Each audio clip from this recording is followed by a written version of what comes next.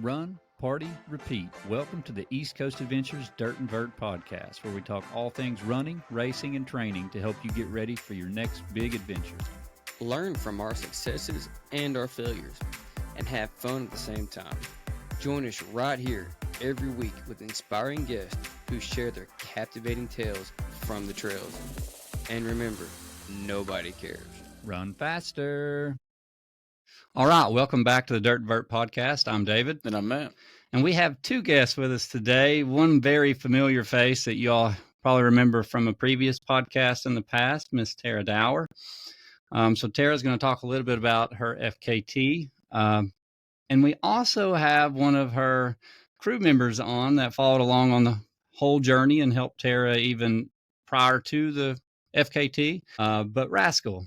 And Rascal, if you don't care, will you tell a little bit about yourself and, just how you kind of got into running or the sport and how you met Tara?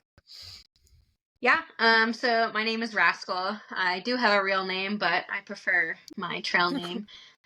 I met Tara back in 2019 when we were both through hiking the Appalachian Trail for the first time. And we kind of we did pretty much half the hike together, and then we just stayed connected the whole time in the coming years after that. And a couple other crazy endeavors have happened. I helped her out on her first FKT, and so it kind of just made sense that when she wanted to try and do the Appalachian Trail that I would be involved in that as well. And so I became the crew chief for that, and I was there for the entire time, and it was really amazing. Obviously, it turned out very successfully. I myself am a thru hiker. I am a triple crowner, and I'm also a runner as well, and just an avid, aggressively average adventurer is what I like to say. So I love that. So, what is your thru hikes? I've done the Appalachian is where I started, and then I've done the Long Trail, the John Muir Trail, the Pacific Crest Trail, the Continental Divide Trail, and then I leave in 11 days for the Te Aurora Trail, which is in New Zealand. Oh, man. Wow. That is awesome. All right, and one last question. We already know how Candy Mama got her trail name. How did Rascal get her trail name? That happened about 100 miles into the Appalachian Trail. I was very anxious to get a trail name. I really was excited to be bestowed a trail name, and people were throwing around a lot of suggestions of like Little Animal or like Happy Feet or I don't know, Chaos or something like that. And then I remember specifically getting angry about it and slamming my fist down on a table and saying, "Someone give me a good trail name, god damn it." And they said, calm down, little rascal. And I said, "Oh, that's me, I'm Rascal." And it is that's perfect. Yeah. And that stuck. That's awesome. It stuck. So were you like, that was your thing? Like you were super excited about getting a trail name? It was just such a badge of honor, one, to be on a thru hike at all. At that time in my life, it was like a huge dream of mine. And then to like get to experience all the cool things that hikers get to do, like give each other trail names. I was like, oh, I'm so excited for that. Now, what trail were you doing your thru hike on when you got your trail name? That was the Appalachian Trail. So that was the AT. Okay. So you both got it on the AT? Mm-hmm. Well, that's pretty awesome. And then you all met during that time too, correct?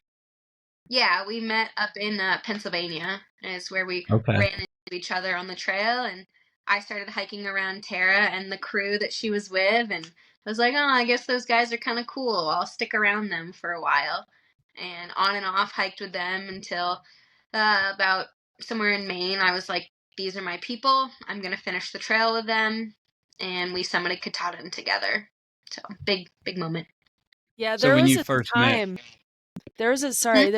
that Rascal thought we were not fast enough, and so she split off. True. Where was that? Oh, wow. The Whites? Yeah, that was in the Whites. Mm-hmm. Because you guys kept wanting to take zeros like every single town, and I was like, well, we're never gonna hike miles if we're always taking zeros. I don't think I did. I think I was trying to be Just living their best life. I was in the middle of we had the brake brigade in our trail family, and Rascal, who was just really fast, and the brake brigade wanted to take zeros all the time, and I was somewhere in the middle, and then Rascal just wanted to sprint the entire trail.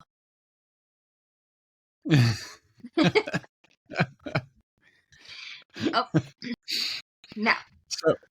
So when you introduced yourself to Tara, had you already deleted your real first name? I was curious, like when you got Rascal, it was just at that point, that was your new first name? Oh, yeah, for sure. That's awesome. Well, ladies, tell us a little bit about, so how was prep for this FKT as far as like crew, since you're the crew chief, how was prep and how did you all take on this huge endeavor of trying to get everything prepped and ready? Well, Tara kind of prepped us before we started. Yeah. Right? Yeah. Yeah. Tara, are you pretty detailed? Like were you making sheets out and lists and lots of spreadsheets. Lots of spreadsheets. I made I think it was about an inch thick was like the binder for the FKT, and it had all this helpful information in it. It was pretty much every single road crossing on the AT, how accessible it is, how many cars can fit in there, and the coordinates, the GPS coordinates of all these road crossings. That is awesome. And then there was other things like other record attempts when they got there, like their average speed, and then, towns that were close by, like 5 miles away. I wanted us to stay as close to the trail as possible. So I made a whole list of towns that were really close, and yeah, it was very, very detailed. I had some help from my mom and Kenny, who helped me construct some documents. And I think Rascal, you did one too, right?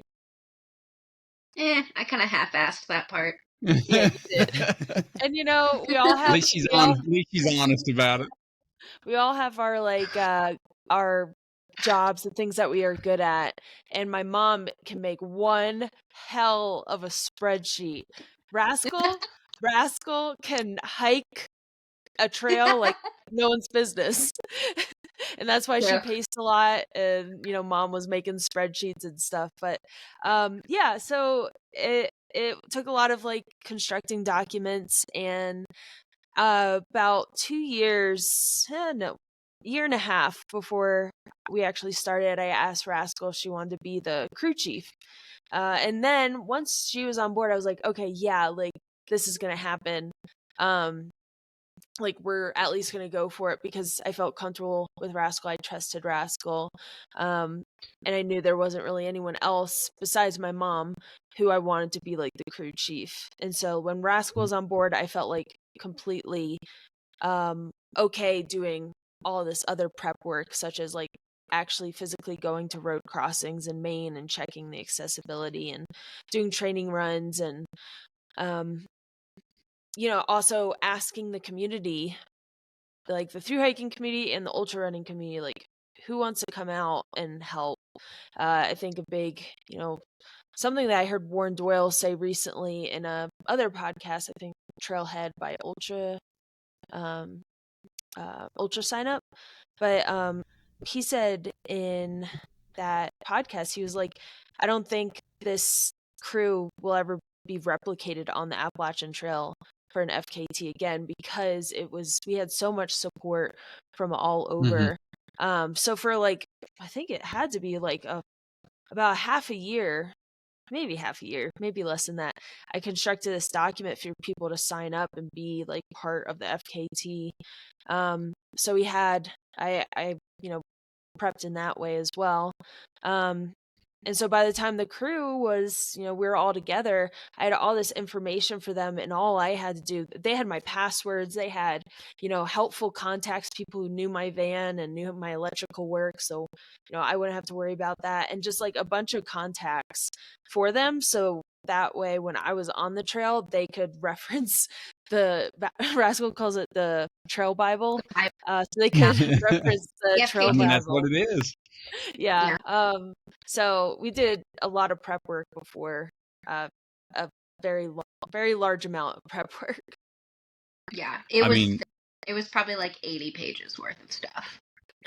And see, that's the stuff that people don't see, you know, all the prep that goes into it, even the training that leads up to it. They just see that what you've done or what you all did as a team, you know, and as a crew. Yeah. But I mean, you probably started that, 6 months before the FKT, if not earlier? The documents? Yeah.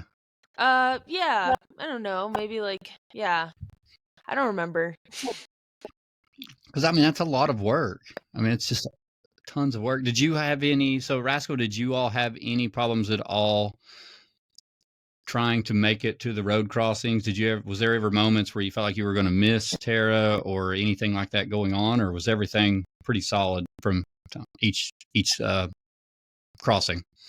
Oh yeah, every day I was like, somehow I'm gonna mess it up. I don't know what's gonna happen.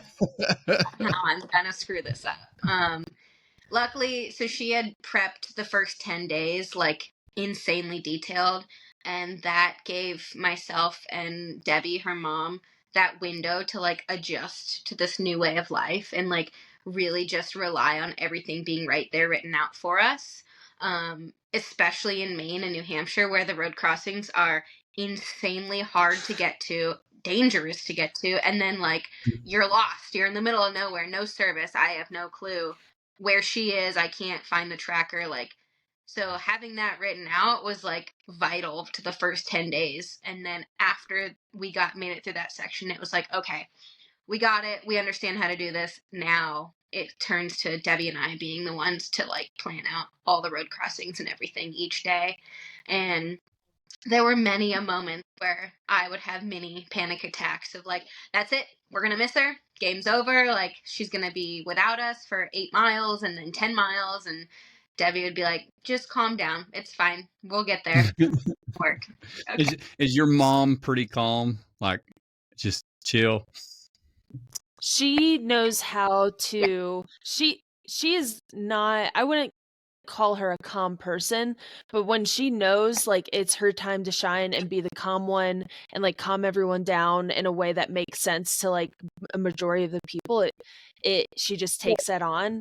But she has anxiety just like me. We're very similar, and I don't think I'm a very calm person, and I don't know if she's like all the time calm, but when she needs to step up, and she's the one with the game time speeches.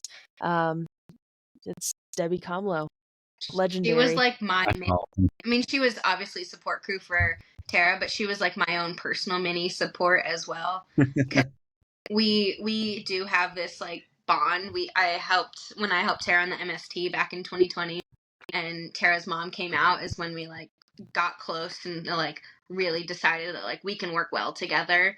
And so Debbie can like read me very well. And so she'll be like, okay, Rascal needs a moment, you know, or like Rascal needs someone to calm her down. And like there were many a times, like I remember a very specific time in Vermont, I was like having a mini panic attack of not making it to a campsite one night with enough time before Tara got there. And Debbie just like grabbed me by my shoulder and was like, you're doing a really good job, and no matter what happens tonight, it's gonna be okay. And I was like in tears, and I was like, you know what, you're right, and it was fine, everything was fine.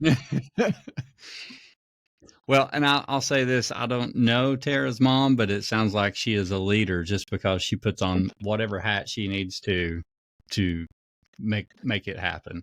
And I mean, that's the perfect sign of a leader. So Rascal, question for you. What was the hardest part about crewing? Like for you in general, like what was the hardest thing? Probably in the beginning, it was adjusting to the sleep deprivation. And then it was also watching in the beginning, like Tara adjust to also what we were doing, her mind and her body, because like literally within the first like 3 days, she became like this shell of a human. And I was like, is this good for my best friend to be doing this? I don't know if we should really be doing this. It seems like she's really struggling, but it was just her body like learning to adapt to something that's pretty, inhumane. And so that was like the hardest part, was just like getting into the groove of everything. Once my body and adjusted to the fact that we were, getting up at 3 a.m. every day. And then once I was able to see like that Tara was able to keep going every day, no matter what, then it became like, all right, game time, let's go kind of deal.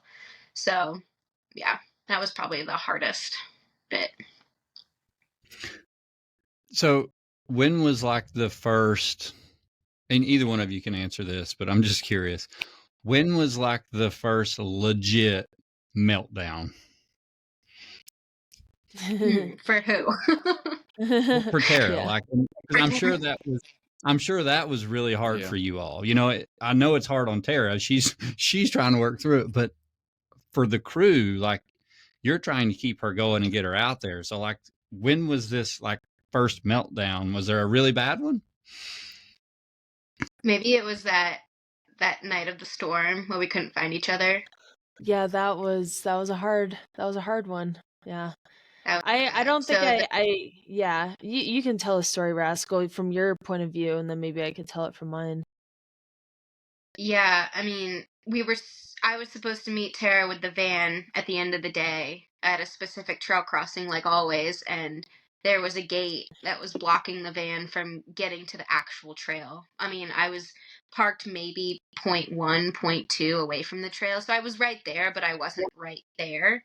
And I had the understanding that it was communicated to her that she would have to get off trail to find me, but it wasn't communicated to her, and so she had no clue where I was, and I was in the back roads of Maine in the middle of nowhere, and no service, nothing. Like, her Garmin, I couldn't ping it, didn't know where she was, so I'm like set up for the night, everything's ready to go. And I'm waiting and I'm waiting and I'm waiting. And I'm like, she should be here by now. I'm getting nervous. So I like grab what I need and I run out towards the trail. Then it starts raining. I'm like running around trying to find her. I don't know if she's north or south. And then all of a sudden I hear her like, Rascal, is that you? And we just like found each other and both like started crying. She's like, I didn't know where you were. And I was like, I didn't know where you were, but everything's fine. So she'd been like running around in the rain for like 20 minutes, like not sure I was there, like at the end of, a 50+ mile day, just like when she needed to be getting ready for bed. So that was like, she's probably exhausted and you're out there in the dark in the rain trying to, right. And she doesn't know if she should keep going or backtrack and where I am. So that was like a pivotal moment of like, oh, this, like, if things go wrong, it's serious, Where were you all at? What state? Where was this at? This was Maine. Maine. Okay. I think you said that. Yeah. Tara, for you, like, at what point did that hit you when you were running towards this section where you thought Rascal was going to be? Yeah, well, my feet had, this was the third day, and my feet had some pretty gnarly blisters on them, and they were getting, I had to walk through a lot of like mud puddles and like water and stuff, and every time I walked through water, like my blisters would just be in so much pain. So I was like, that night I was so ready to be at the van. Like, every night I'm ready, but that night in particular, I was like, I can't wait to put my feet up. Feels like there's bacteria in my feet just eating my feet. Just like, ew, so gross. But anyways, I got to the road crossing and nobody was there, and I was like, crap, okay. I noticed that the trail followed the road, so I followed the road up to the southernmost point, and there was nobody at that point either on the road where you go back onto the trail. I was like, okay, that is when, I don't have a lot of like very anxious, panicky moments, but at that point, like, I was panicking.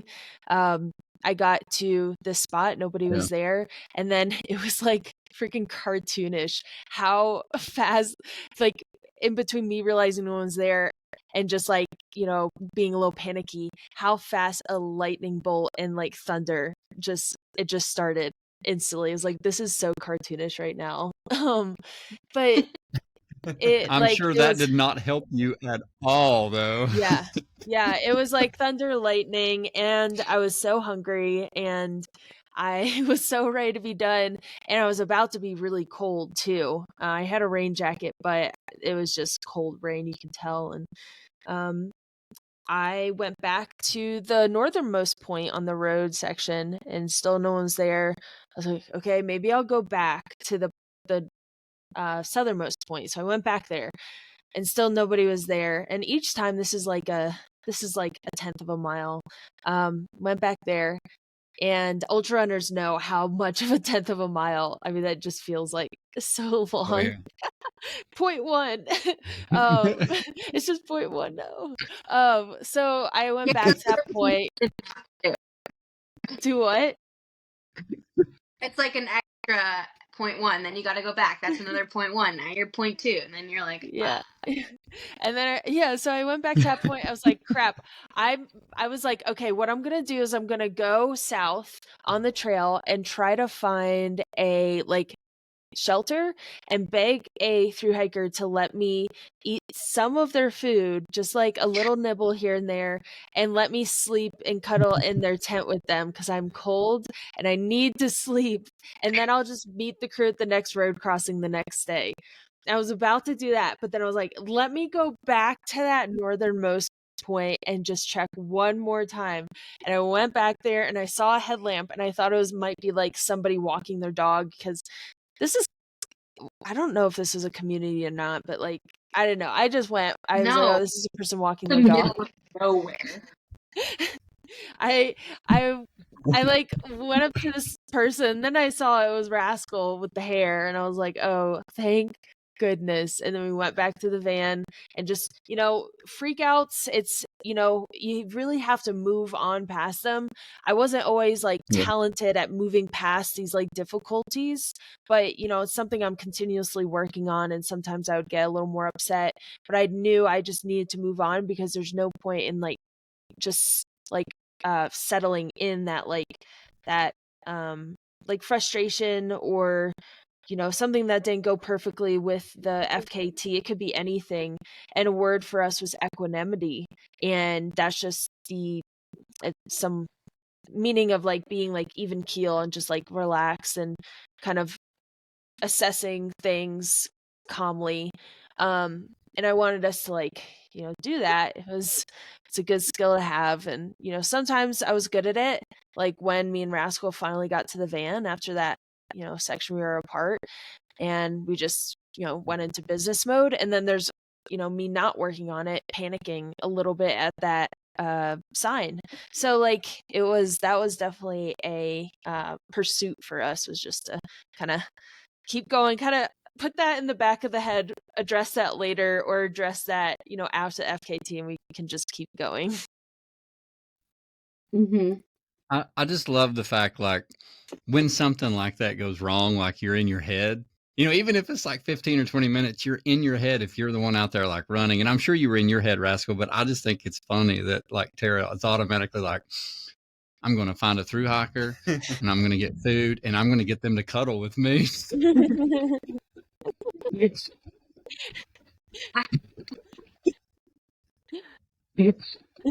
I was like, okay, that was a good plan. I'm glad you had that. Rascal's like, Tara, you are no longer allowed to make decisions. Literally. That's all I had. That's all I had. So, Rascal, that was on day 3. So you all had just started. So that's pretty scary, starting right off the bat already, having something like that. Was that in your head too, going forward for a little while, that you were probably going to miss her, or that what if that happens again? Yeah, it definitely, like, I didn't hold on to it in kind of like a frustrated way. I hung on to it in more of like a, okay, if and when this happens the next time, like, what's my plan of action next time, and for me, it was more of like, okay, we'll get everything set up and then just immediately go to the trail, don't just Yeah. sit and wait, things like that. So it was like the whole first 2 weeks was a learning process and a huge learning curve of, I've done something similar like this with her before, but this is a whole new level. And so I need to like think more on my feet, and I need to think ahead a lot more than I ever have before. And so, which was both good and bad, because then I also would come up with 1,000,010 different scenarios that could or would happen. And then it was like, okay, well, I got to prep for all 7 of these things, even though I know only 1 or 2 of them will happen, Well, better to be prepared, Yeah. right? Have a plan. Mm-hmm. What is the longest you had ever crewed anyone for, but prior to this FKT attempt? I guess it was the Mountains to Sea Trail with Tara back in 2020. I was there for the last, what was that? I don't remember how many days. It That felt was like a 29-day record. Yeah. And I was there probably half of it, I guess, I would say. Yeah. Somewhere around there. So you had already you'd had done plenty at that point. Now, granted, that's nothing like almost 40 days, but which I would imagine that's hard on you. Period. Just to be like always in a vehicle, like living out of that vehicle for 40 days, just like chasing Tara from section to section. How did you all coordinate just every, like the people coming? Did you have people staying with you in the van as well, and trying to coordinate food pickups, all that? How was that logistically? Yeah, I mean, we had a list in the Bible, the binder of I love knowledge it. I of love it. trail angels. And so if Debbie and I felt like, hey, we need some reinforcements, we would just send out a mass text to like everyone in New Hampshire, everyone in Vermont who had signed up and like written us a little thing of like, I could help do this or this. And most people came with their own vehicle, which was good and bad, because then like there'd be like, between 4 and 8 cars at like a very small trailhead in the middle of nowhere, and they're all us. They're like all of our crew. But it was good when some people did come without a vehicle too, because then we could have someone out there running and no need to like move a car ahead or whatever. And so the logistics of that were a little time consuming, but it was always like, okay, we'll just make sure Tara's good to go, and then we'll figure out what we need to figure out before and after. As long as the crew stops were there on time and set up well, and we most likely would have someone out with her, then we were good. The food was not too bad either. I mean, we had the van, and we have a fridge in the van, and we have a good bit of storage. And so we were able to at least have enough food for like, 3, 4, 5 days at a time. Oh, wow. And so then it would just be like, okay, we're running out of this or that. Let's have somebody run into town and go grab it. And then we eventually did have 2 other crew members show up with their own personal van, with their own personal fridge and all these cooking implements, and they became our like nutrition food angels and would just make us and prep us a lot of food for not only Tara but for the whole crew too, because That's amazing. taken care of. Yeah, it was amazing. So that was most of the logistics, and then it was also like planning every evening. I would always joke with everyone like, oh, I sent out the schedule for tomorrow of like, here's all the trail crossings for tomorrow, and when we're gonna meet Tara there, and who's gonna pace on what section, and little notes of like, hey, this town's 5 minutes away, does anyone want to go take a shower, and things like that. So it became pretty easy, honestly, once I got to the groove of things. Mm-hmm. Very detailed though, because like, if you miss one of those, even just like a food stop or anything, that could be detrimental, just not good at all. Because you're not only are you carrying food for Tara for 5 days, but I mean, you're carrying food for all of you, right? All 3 of you or 4 of you, however many was at that time. Yeah. So this van that you all were using, did you do it yourself or did you all rent one? That's Tara's van. Yeah, I built out the van in 2020. Is it like a Sprinter van or a Pro Star? What you got? Yeah, it's a Ford Transit. It's a Love it. 2019 Ford Transit, and I built out Those are nice. everything and put some solar panels in there and a battery isolator, and I have that's how I get my power. And then got the Dometic fridge and freezer, which was a game changer.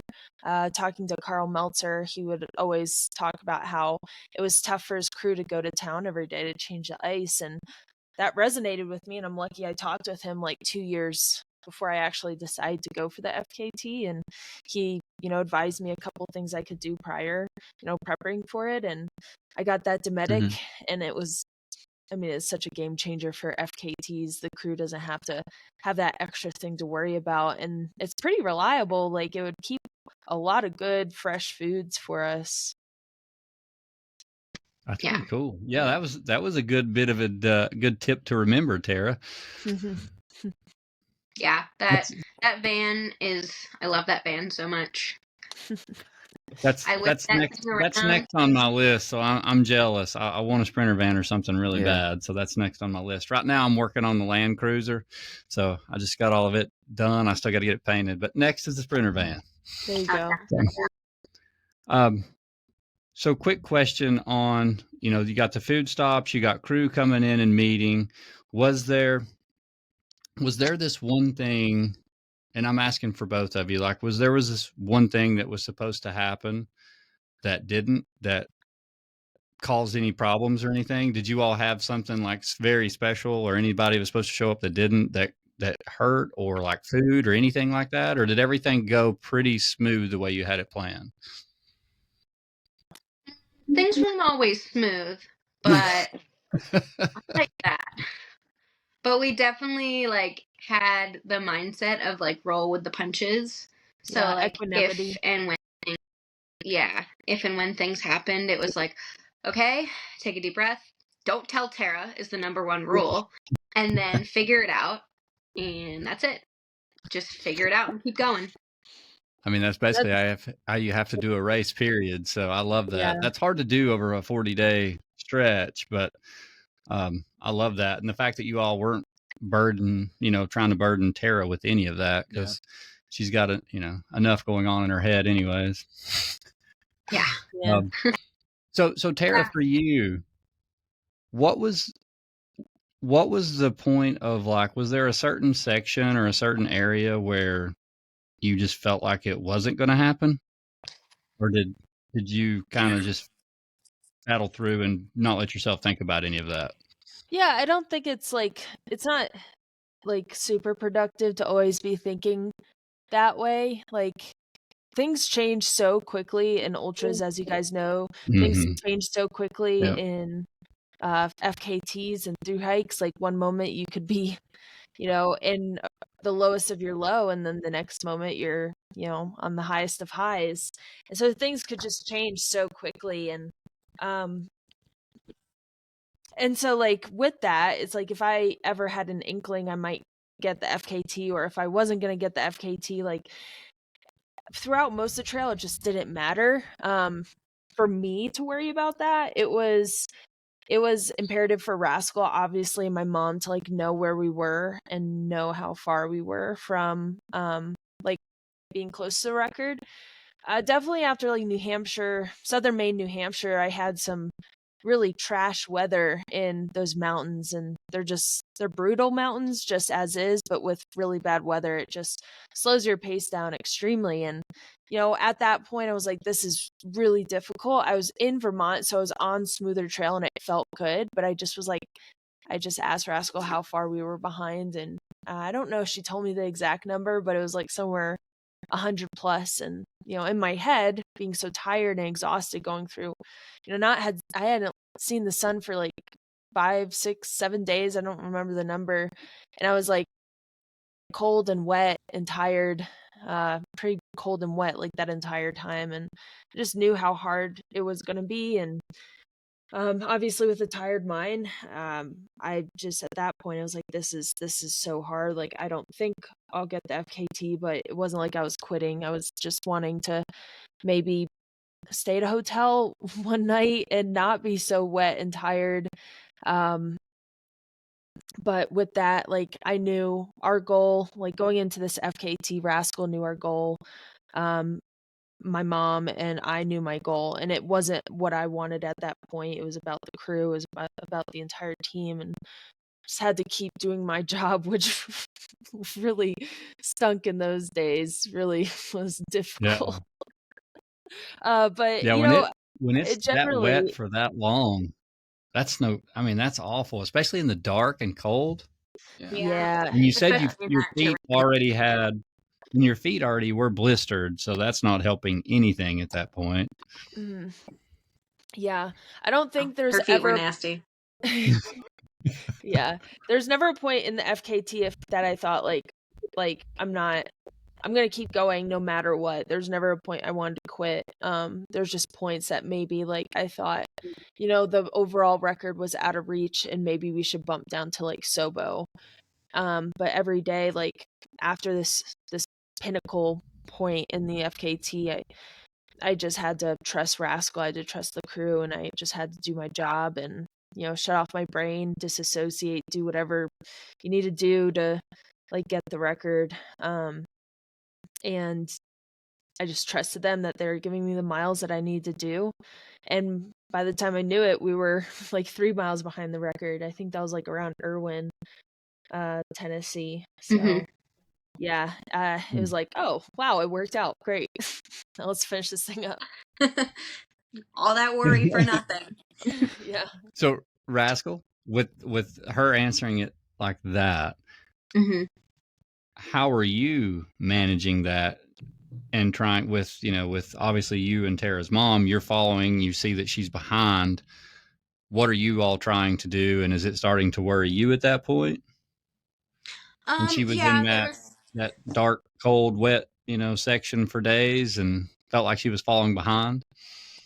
Yeah, there was definitely worry. There was never like any question in my mind that she was gonna do it.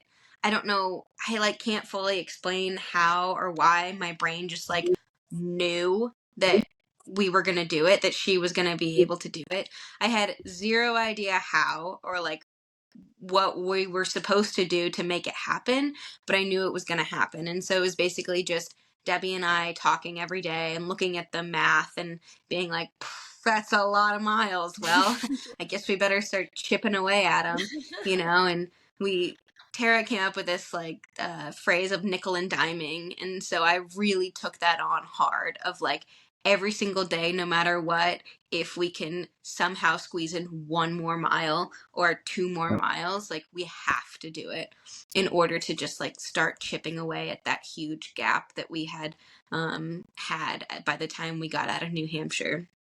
And How big was the gap at that point? it was like 115 miles. It was somewhere right around there. Yeah. So that's a lot because that's, for the mileage she was doing, that's like a little bit over at that point 2 days worth of miles, and you can't give up that much time when you're trying to set the overall record. And then it was like, okay, well, we want to get under the record, so now we have more miles than 115 to do. And so we came up with like an average that we had to do. And then every time Debbie told me an average, I just added 2 miles in my head and was like, well, that's the new average because that's the only way it's going to work. And yeah, after a couple, like Tara said, pivotal moments, it was like, all right, game time, balls to the wall, let's go. I separated my emotion from my job.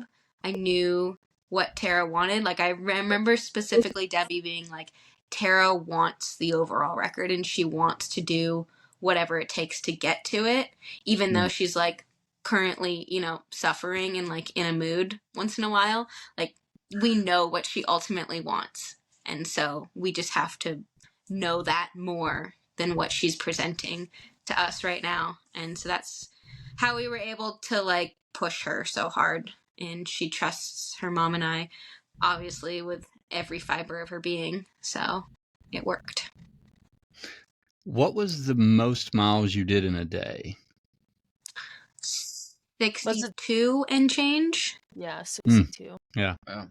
That's some hard ass miles on that trail. I mean, that's a long day. Good hunting. Yeah. And I Yeah. tricked her into it. Oh, let's hear this. So Yeah, that's a fun story. we were supposed to end the day at this At road, 58. and 58 I had miles heard to through day. at 58 miles, and I had heard through the grapevine of the trail community and through my research that there used to be a gate on this road, and in the past people had not been able to make it up that road. So I just thought in my head, what if we just say that the gate was closed? What if we just decide, without going to check, without going to look, that, man, gosh darn it, that gate is preventing us from getting to that road crossing.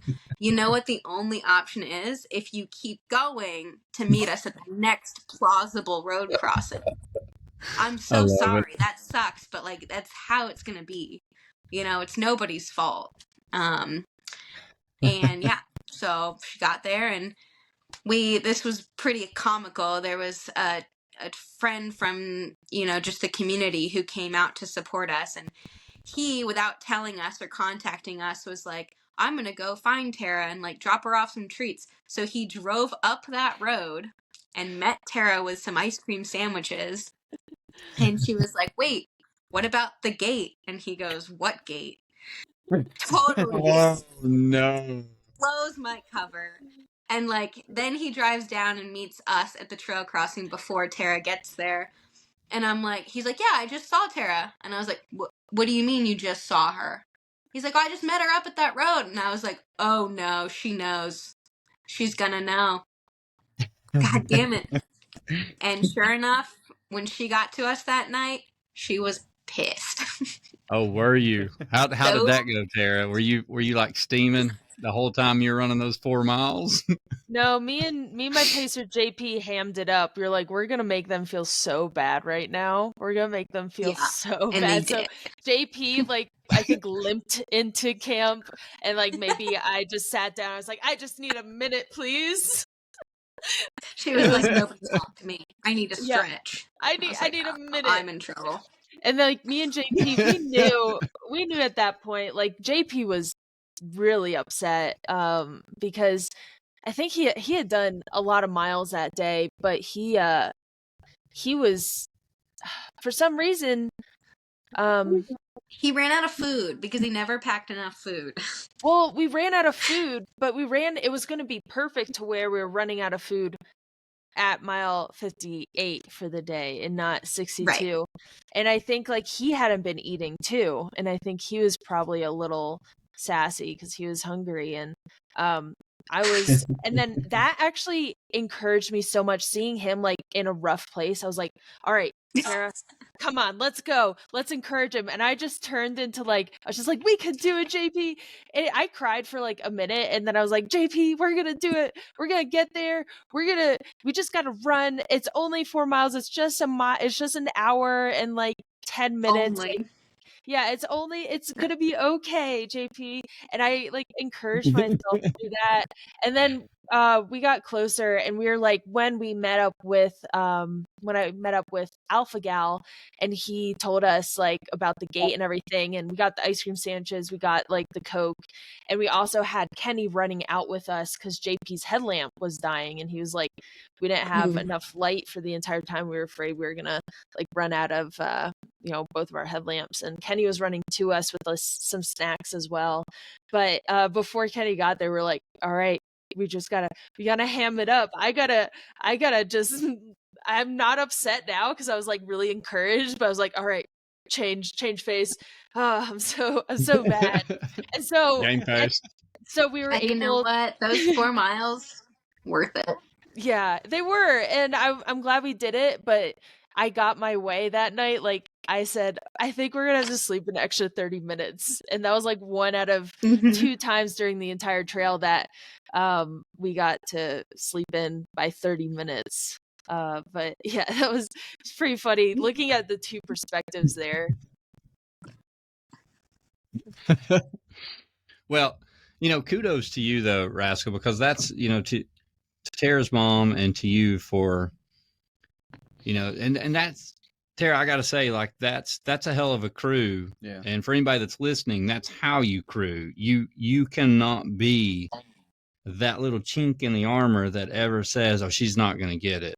If anybody, like if you're ever crewing and that comes out of your mouth, or especially if your runner hears that, it's detrimental. So kudos to you guys for like never wavering and believing and just, okay, Tara's going to have to run a mile extra a day or 2 miles more every day or what, or we're going to go walk the stem gate ourselves, like whatever it takes.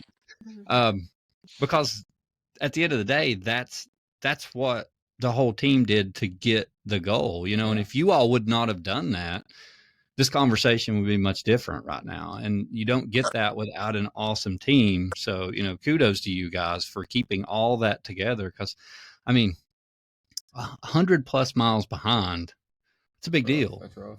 That's a really big deal. And for you all to just like, okay, what are we going to do? How are we going to fix this? And you did.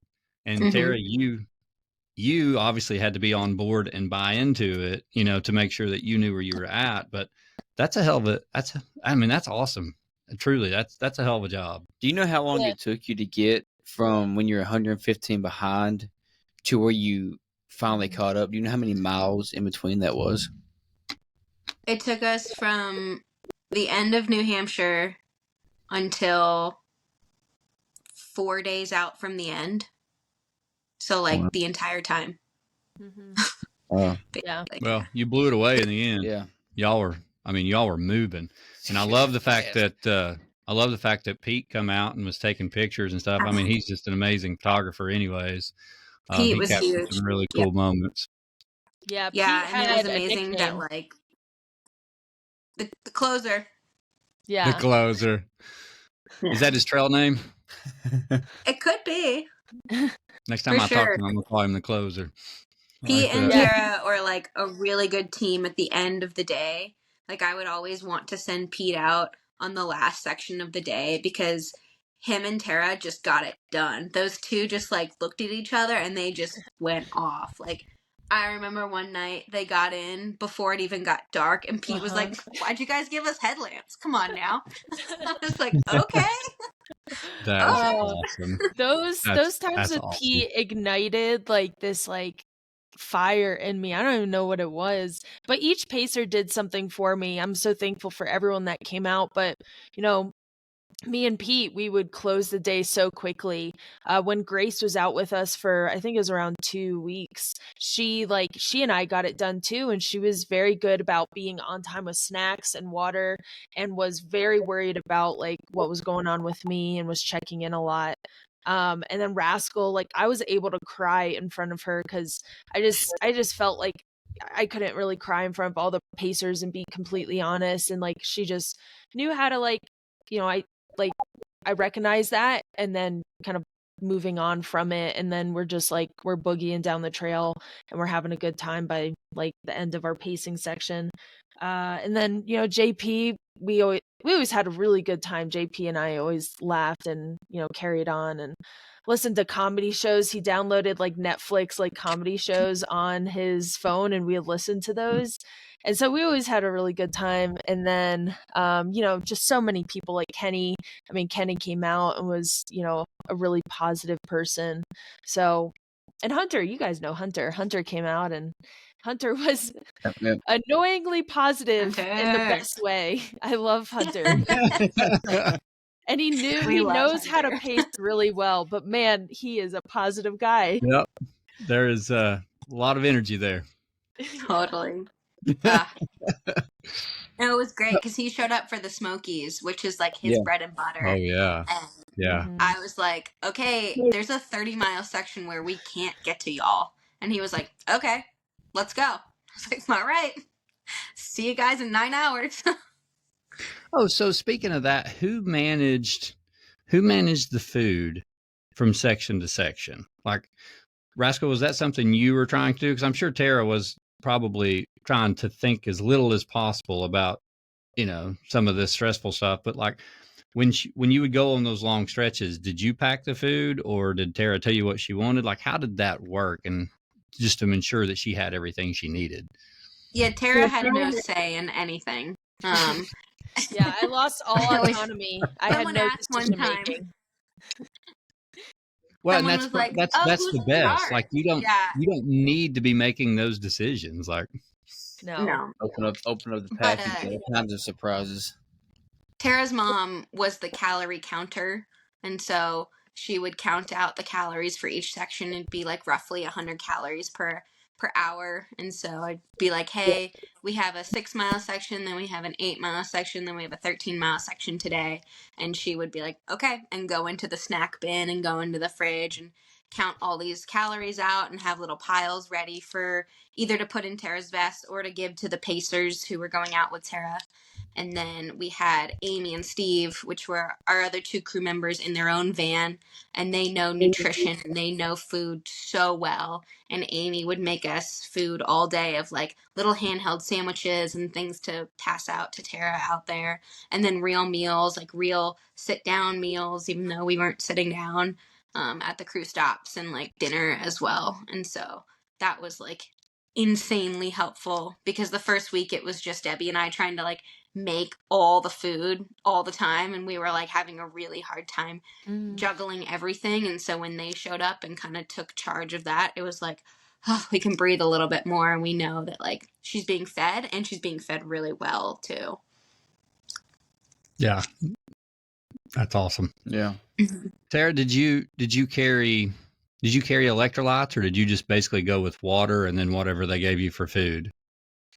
Yeah, I had some issues with some electrolytes in the beginning and just kind of decided to do salt pills. Those were working for my digestion. And, you know, salt pills are kind of harsh because they are just a pill instead of getting it like liquid is usually better on the stomach. Like liquid electrolytes and salts are usually better in a liquid. So having to process the pill, like I didn't want to do that. But then once I noticed like I can't do this electrolyte drink, but I can do the salt pills, we just started doing a lot of them, and they're super helpful. Like, you know, there's a couple steps when I was tired, you know, what am I going to do? First, second, third step, like, you know, first one is maybe take a salt pill, then take a nap, and then maybe get a caffeine pill. Like there's a couple things I could do, but the salt pill helped a lot with energy, on top of like providing electrolytes. But yeah, I didn't carry anything on my person. Towards the end, I started wearing my belt a lot and carrying my phone in the belt. But even like sometimes my pacer would carry absolutely everything, even the phone, and I was just uninhibited completely, which was super beneficial. Yeah, You always had your Garmin on you. But... Oh yeah, I always had the Garmin clipped on my bra up here. So speaking of caffeine pills, how many caffeine pills did you take over the entirety of it? 12 bottles. Well, she laid off caffeine, so she had stopped caffeine like well before we started the trail, just so that way when we were going to have to use it, like her body would, you know, be like, oh, this is caffeine, like I'm going to utilize every part of it, instead of being like, oh, I'm used to this, Absolutely. you know? Yeah. Yeah. And so honestly, we didn't start caffeine pills until like second week or something. Oh wow. Yeah. And then right? like I started doing them. That is impressive. Started doing them consistently, maybe like every morning. Was that like Virginia where we started like every morning doing like a daily salt pill? Yeah.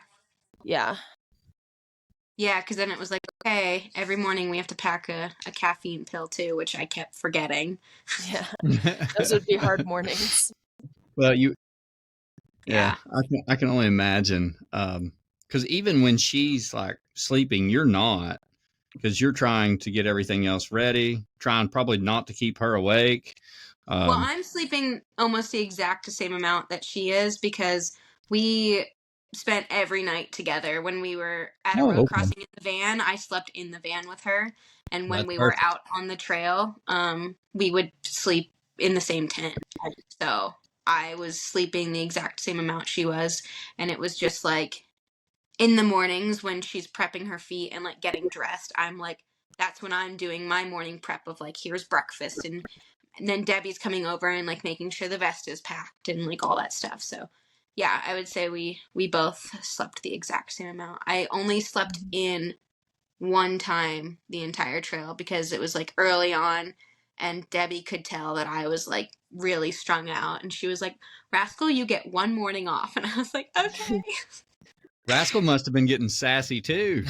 Yeah, I definitely, there were some people who showed up to help out, and if they weren't on the same wavelength as me and I was in a sleep deprivation mood, they would definitely get some Rascal sass for sure.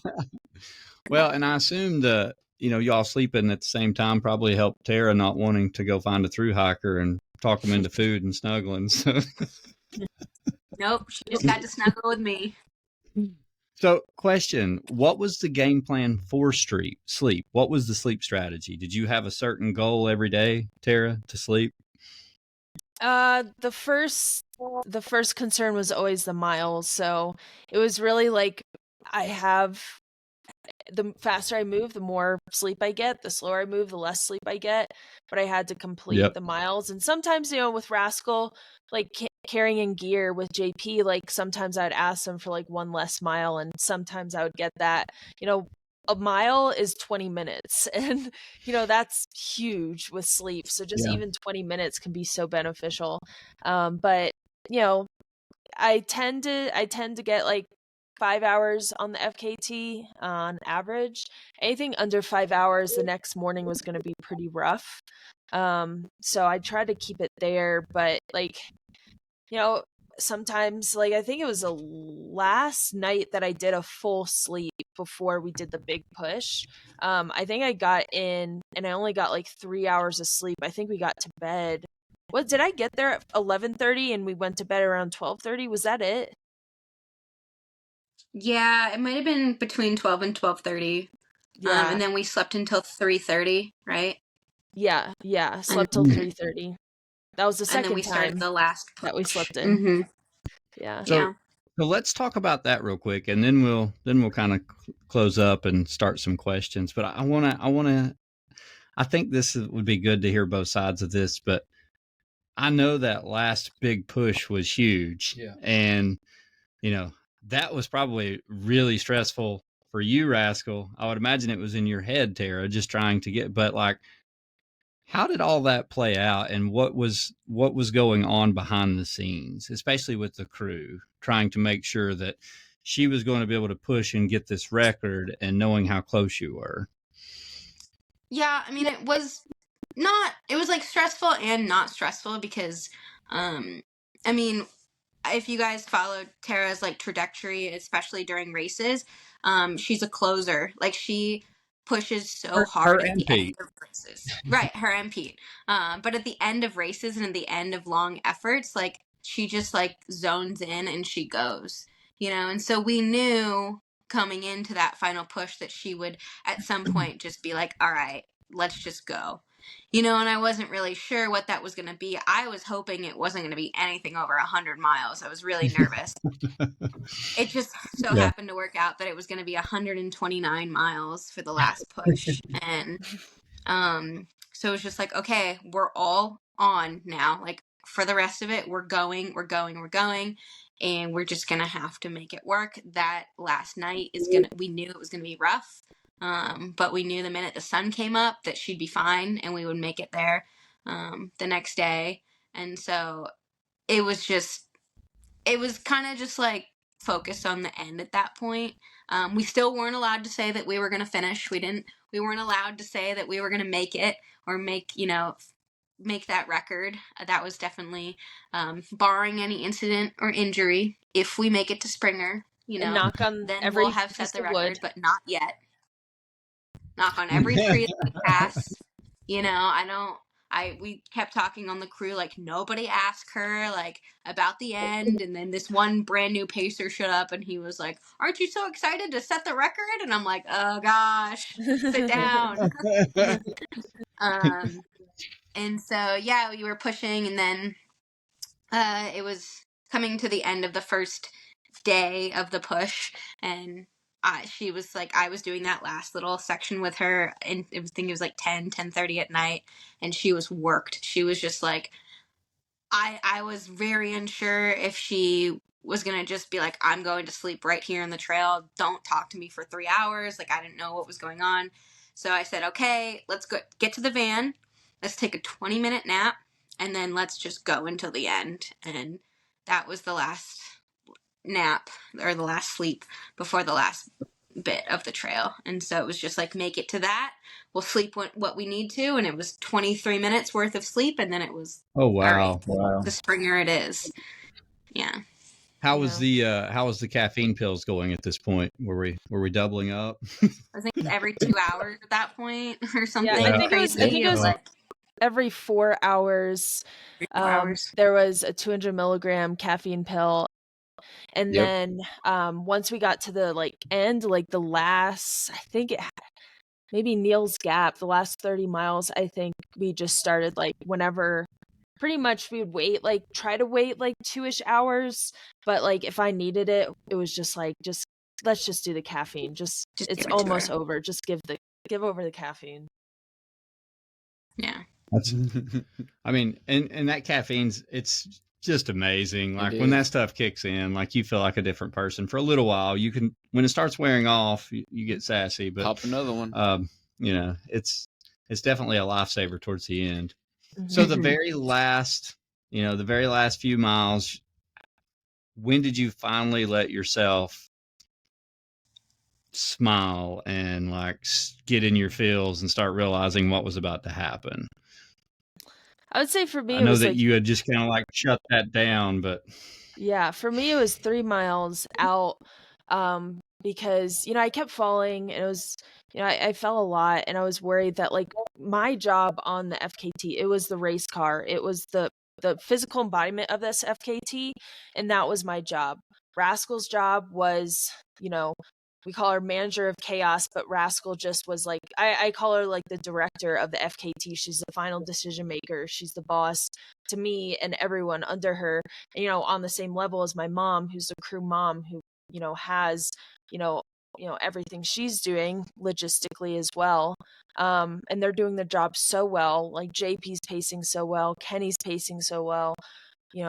Amy's making all this food, and they're doing their job so well. And I just thought, what if I'm the one that ruins this FKT by falling on, a rock and splitting my leg open, or dislocating my shoulder, or, breaking my kneecap? That, my job as the runner, the only job I had, I just ruined it. I just ruined everything. So I didn't want myself to get to that point. You might call superstition. I just call it it was very superstitious, but I was just so concerned that I would, my part of the job, my part of this team would not, I would mess it all up. And, on a tired brain, that's exceptionally hard as well. Yeah. And about 3 miles out, 7 miles out, I've had a really bad fall.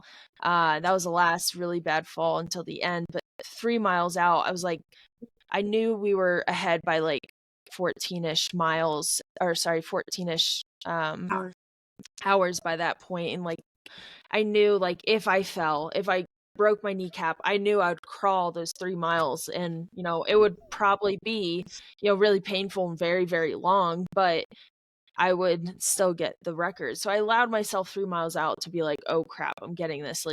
Very excited, a little overwhelmed, a little anxious. But then a mile out, I kind of let all those emotions come over me, and had a really nice moment with JP and Rascal. They were the ones that were doing the last bit with me, the last 8 miles. And that was just, it was really sweet, really, really great. Yeah, so I would say it was 3 to 1 mile, 1 to 3 miles out. What about you, Rascal? When did you finally take it all in? It was a few days before that is when I knew without a doubt that we were going to beat the record. Even though I wasn't allowed to say it or think it or believe it, I still knew it. Because Debbie and I had done the math, and we we threw ourselves our own little party for 3 minutes while Tara was away, of holy shit, we're gonna do it. We were jumping up and down, and everyone's what's wrong with you two? And we're we just did the math, it's gonna happen. And So then it was like, it started to like set in that it was almost over, honestly. And we were all like getting kind of nostalgic and sad because at this point we were having fun. Like it was still hard and it still sucked, but we were having fun.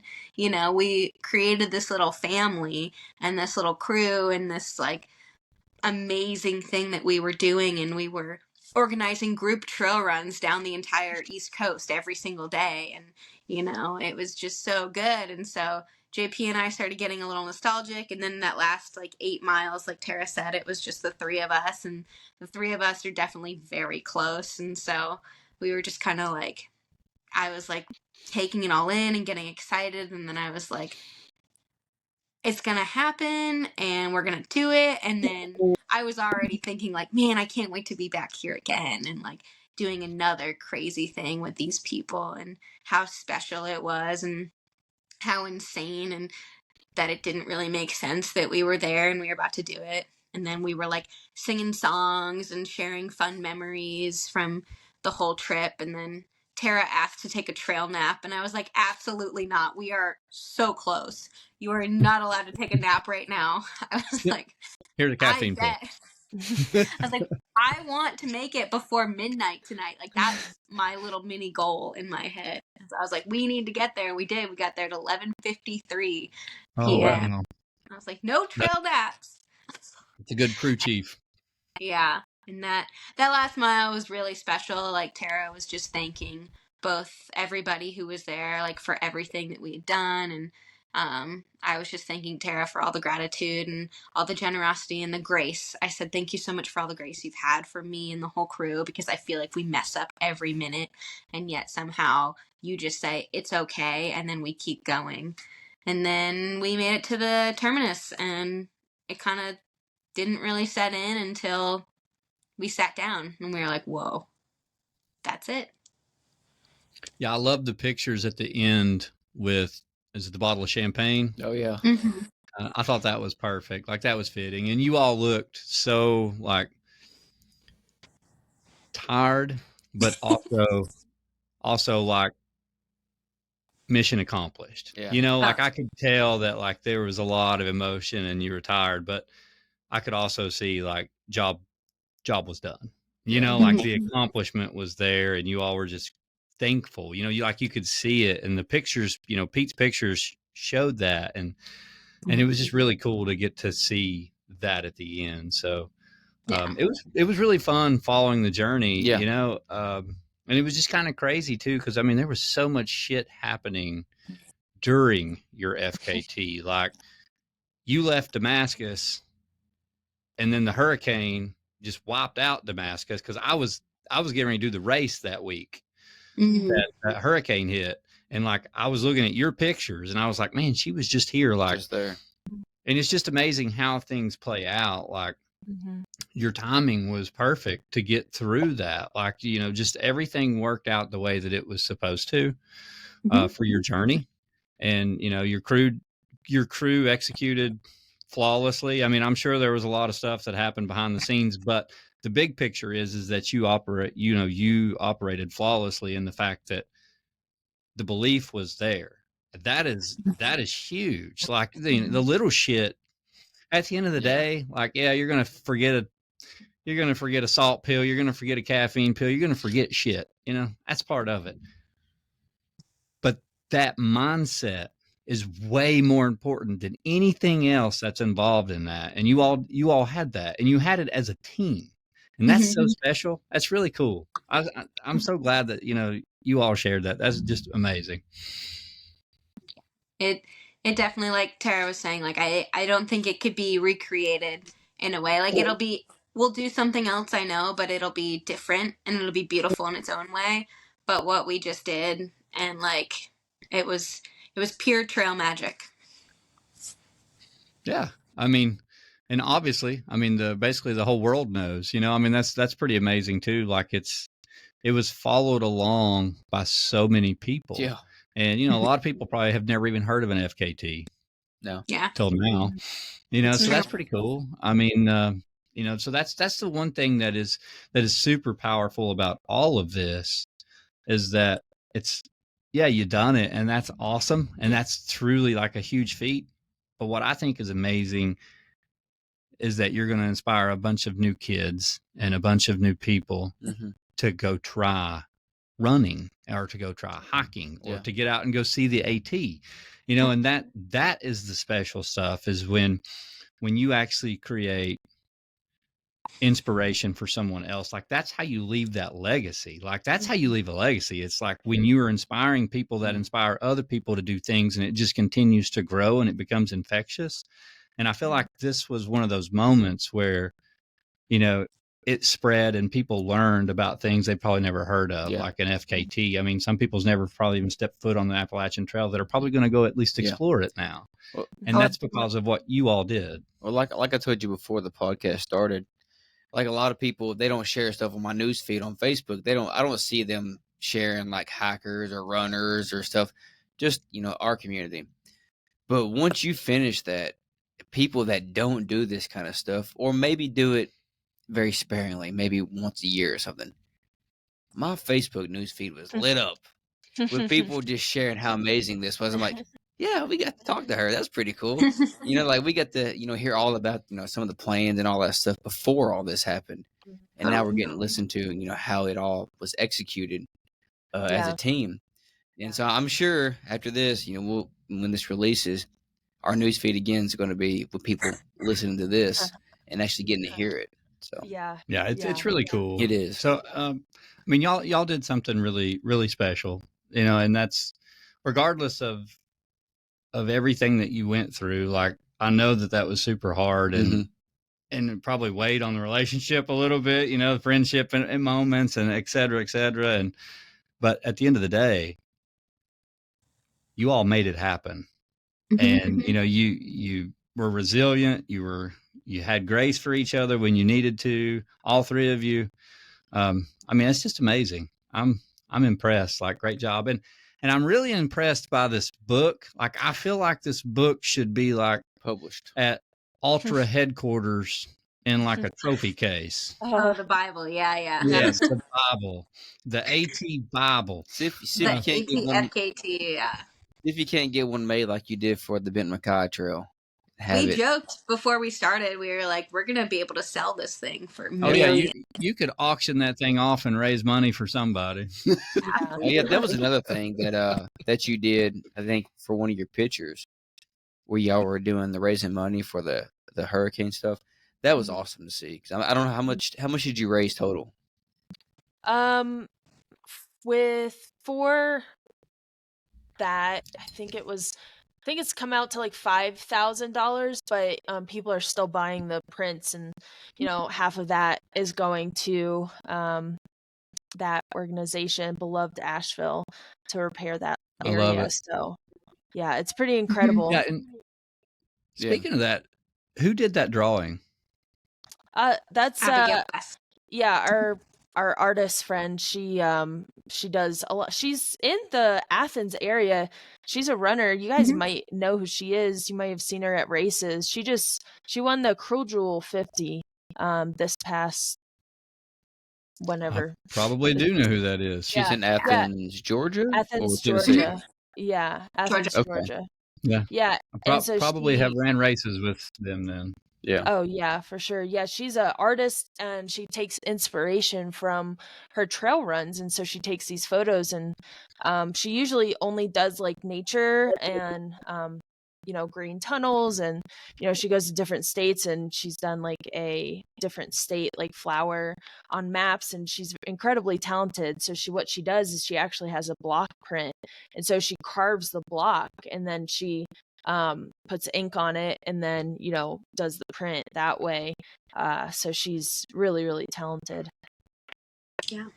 Yeah. Well, when I saw it, I was like, someone's very talented, because I'm a partial graphic artist. I don't really do it except for East Coast Adventures, but I do a lot of our artwork. So I do a lot of the drawing. Much better at like hand drawing stuff. Graphic arts, I'm okay. I just don't do it enough. It takes me a little longer. But when I saw that drawing, I was like, someone's pretty talented. Like that was awesome. It was really cool too, like to see the design. I thought it was very unique. So it was cool. Totally. All right, Mr. Williams, we're an hour 15 in. We'll turn it over to you for listener questions. If you Yeah, we got a few of them. yeah. All right, we'll take off. We got a few that just want to congratulate you on your performance, and they're excited about the podcast. So we'll get those started. And then we have, we know you're sponsored by Ultra. You're Ultra athlete, but what shoes did you wear? And I guess what particular Ultra shoes did you wear? And did you have a shoe plan? Did you alternate shoes or constantly change shoes? Yeah, that's a great question. It's actually a question that I feel like should be asked more often. That's an exciting question. I love strategy in this way. But my favorite was the Olympus by Ultra, but I used the Timp and the Lone Peak, and I used the Mont Blanc.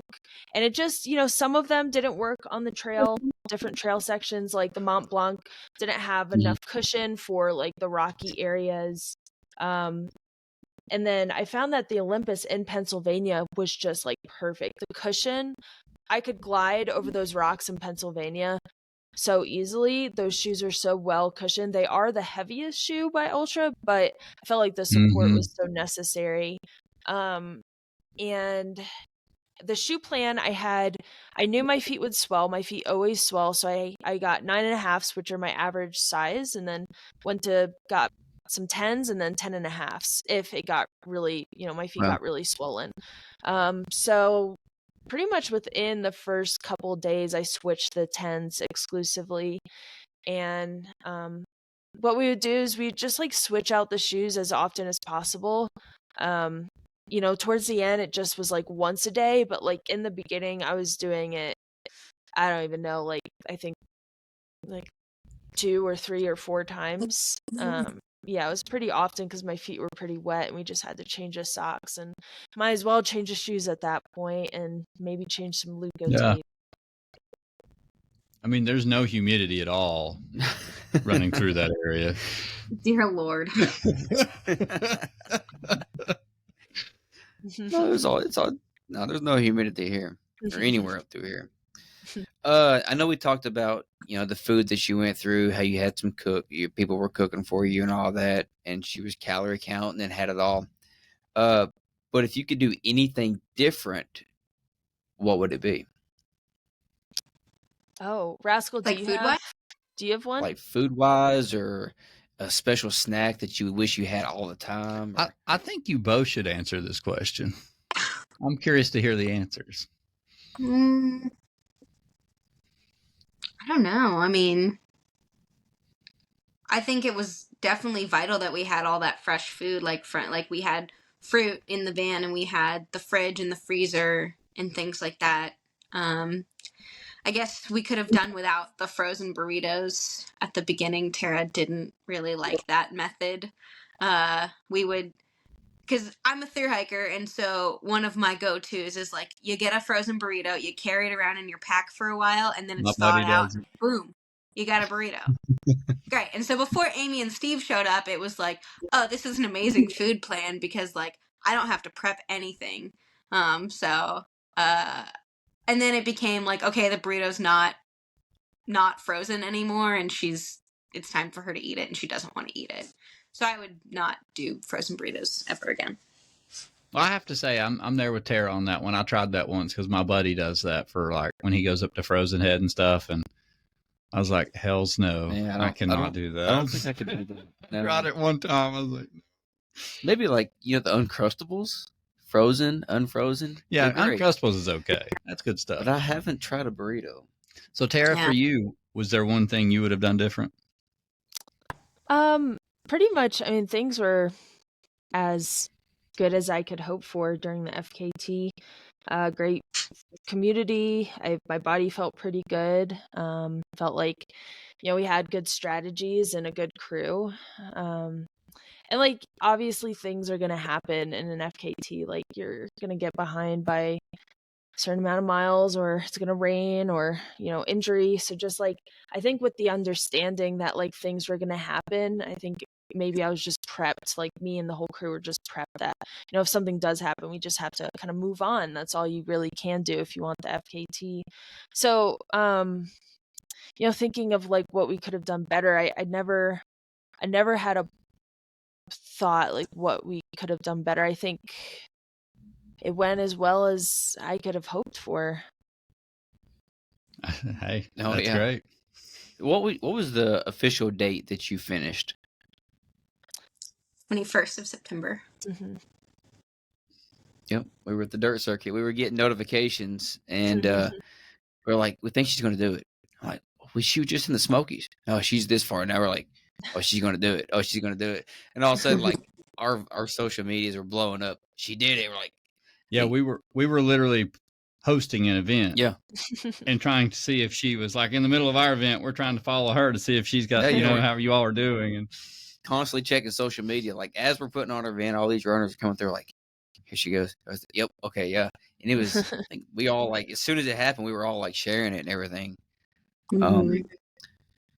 So the last question I have is, so since you've done this, you've got the FKT, and I'm sure you've been resting and all that since then. Do you have something huge for 2025?